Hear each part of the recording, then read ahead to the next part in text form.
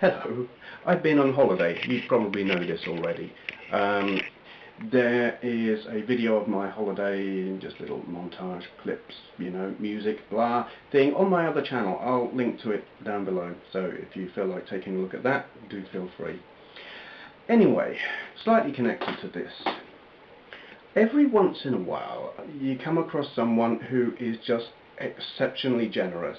It's happened to me before. A chap called Rob from Shropshire gave me a whole mass of vintage kit and software. It happened again quite recently. I got an email from a chap called Mike who lives down in, I think about where he lives now, Fareham. Yes. And he said he'd got this piece of kit that was taking up space, he no longer used. I've got to swap arms because the camera's heavy. And did I know anyone who would like to give it a good home, or would I like to give it a good home? And I said, oh, absolutely, hell yes, I would give that a very good home. So him being in Fareham was very convenient because we were going down to Worthing in early August, as we just did. And so while we were down on holiday, we drove down to his place and he gave me this. This is a thing of beauty. It is a Commodore Amiga 4000. Now, you'll all probably, or most of you, be familiar with the Amiga 500. That's not going to focus. You know, they were the Commodore games machine of choice back in the 16-bit era. And then they brought out the 1200, and I got my own, which I expanded very heavily. But wonderful as that is, it does not have the, what's the word I'm thinking of?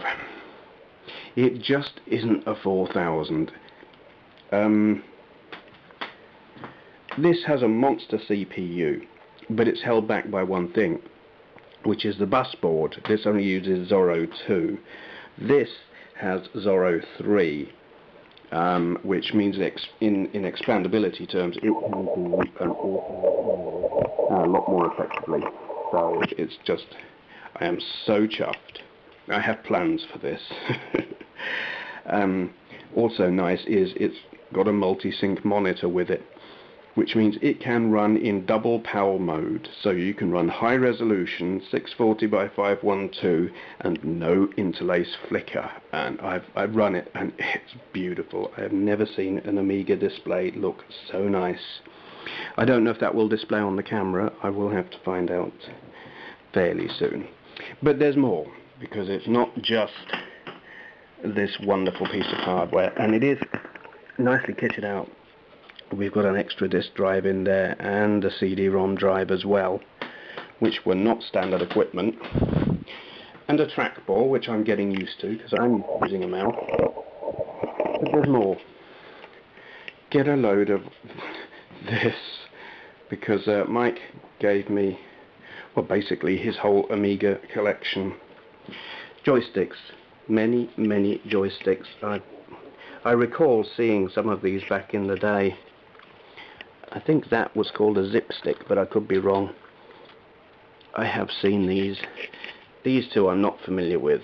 Volt Mace. One of these is analog, one is digital. I don't remember which is which. I will find out. An Amiga branded joypad, which is very cool. Software. More software. Even more software. Oh my god. Even more software. And then the thing that I've been missing for so long, which has prevented me from playing my collection of games. Manuals. Lots and lots of manuals. So, I mean, I have had a look through these floppy disks, and there are a lot of games that I've never played. Mike is absolutely a thinking man, and he has got thinking man's games here. he's collected up over the years, which are going to have a high learning curve. So I'm not going to do videos of all of those straight away, but I will go through these, and the ones I know I can pick up and play very quickly I will do videos of very soon. The others will take me longer, but at the moment, or for the moment, the CPC videos are on hold because I think it's Amiga time. Yeah, and that there is more. Apparently this is a very tricky game. Pro Flight, Tornado Flight Simulator. We have more manuals, Amiga DOS. These are very the technical side of it, and then some boxes full of gadgets. There's another CD-ROM drive in there. There's a hard drive. There are other assorted bits and pieces. I mean, I am just so absolutely gobsmacked. Yeah. Mike did say, you know, he didn't want any money for all of this, but if I felt I needed to give something, make a donation to charity, and his charity of choice was the RSPCA, and well, yes, absolutely, a donation will be being made to them, because what can you say when someone gives you a collection of stuff as absolutely incredible as this? Mike, if you're watching, again, a huge, great big thank you. I am absolutely gobsmacked. I don't know how I came across when we met. I was really kind of stunned. So yeah, if I was appearing at all dorky or awkward or just plain retarded, because I just was stunned.